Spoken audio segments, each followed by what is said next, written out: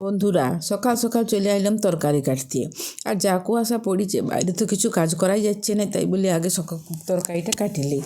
আর জানি তো আমাদের আগের দিন তরকারি না আনা থাকলে সকালে রান্না হবে কেন। সেই তরকারি সকালে উঠিয়ে ঘুম ভাঙলিয়ে তরকারি আনলে রান্না হবে, সে আশা নাই। আর দেখো কর্তামশাই কী সুন্দর ছোট্ট ছোট্ট ফুলকপিগুলো নিয়ে আসিছে। আর আমার কর্তামশাই খাওয়ার ব্যাপারে একটু সচেতন বটে, তার কারণ হাইব্রিড ফুলকপিগুলো উনি কিছুতেই আনবেন নি। তো ফুলকপিটা কাটা হয়ে গেল। এরপর দেখো বাজারে যদি পেঁপে দেখতে পাইছে, তো যত দামই হোক না কেন সে পেঁপে আমার ঘরকে আসবে কেই। তো পেঁপেটা কী করি আমরা, যে কোনো ঝোলেও দেওয়া যায়, ডিমের ঝোল, মাছের ঝোল, আবার আমাদের সবাই দেখি ভাতে দিলেও সুন্দর খাইলে।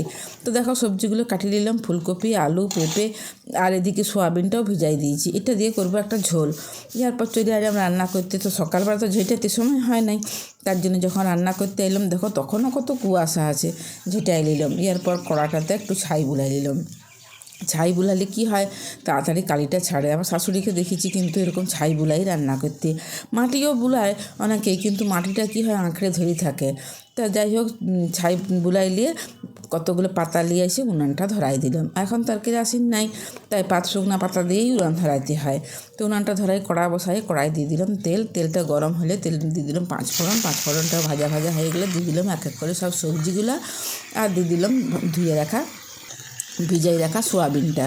এবার একটু নাড়াচাড়া করে নিলাম, দিয়ে তার মধ্যে এবারে দিয়ে দিলাম নুন হলুদ দিয়েও একটু অল্প লাড়িয়ে দিয়ে আর ঢাকা দিয়ে দিলাম। দিয়ে ঢাকাটা খুলে দেখো একটু ভাজা ভাজা হয়ে গেছে। এই সময় দিয়ে দিলাম আদা, পেঁয়াজ, রসুন আর টমেটো দিয়ে একটা পেস্ট তৈরি করে রেখেছিলাম, সেটা দিয়ে দিলাম। দেওয়ার পর দিয়ে দিলাম প্রত্যেক দিনকার মশলা, ধনিয়া গুঁড়া, একটু জিরা গুঁড়া দিয়ে অল্প জল দিয়ে ভালো করে কষাই নিতে হবে। আমরা শুকনো লঙ্কা খাইনি, তার জন্য দেখো কাঁচা লঙ্কা দুটো হাত দিয়ে ছিঁড়েই আর দিয়ে দিলাম। দিয়ে এবার ভালো করে কষানো হয়ে গেছে, দেখো কত সুন্দর কষানোটা হয়েছে। দিয়ে দিলাম পরিমাণ মতো জল। এইটা একটু তো ধনিয়া পাতা দিলে খুব ভালো লাগে, জল দিয়ে চাপা দিয়ে দিলাম। তো এবার দেখো সেই যে আমি ধনিয়া পাতা লাগাইছিলাম, দেখো কত সুন্দর হয়েছে, গামলার মধ্যে লাগাইছিলাম। তো সে যাই হোক, খাবার মতো তো হচ্ছে, খুব ভালো না হলেও যতটা লাগবে প্রয়োজন মতো তুলে নিয়ে আসে ধুয়ে নিয়ে। আর এদিকে দেখলাম সবজিগুলোও ভালো করে সিদ্ধ হয়ে গেছে। এরপর ধনিয়া পাতাটা দিয়ে আর নামাই নিলাম। আর তার সঙ্গেই দেখবে বাজার থেকে নিয়ে এসেছিলো 2 পিস কাতলা মাছের পিস, দুজন আছি আর কটা লাগবে। একদম খাইতেও পারিনি, আবার না হলেও হয় না, একটু মাছ থাকলে মনে হয় ভাতটা ভালো খাওয়া যায়। এরপর মাছ ভাজার তেলের মধ্যেই অল্প একটু জিরা ফোড়ন দিয়ে আর সেই যে আদা পেঁয়াজ রসুনের পেস্টটা করে দিয়ে দিলাম হলুদ গুঁড়া, জিরা গুঁড়া, ধনিয়া গুঁড়া, একটু নুন আর কাঁচা লঙ্কা দুটো ছিঁড়ে দিয়ে দিলাম।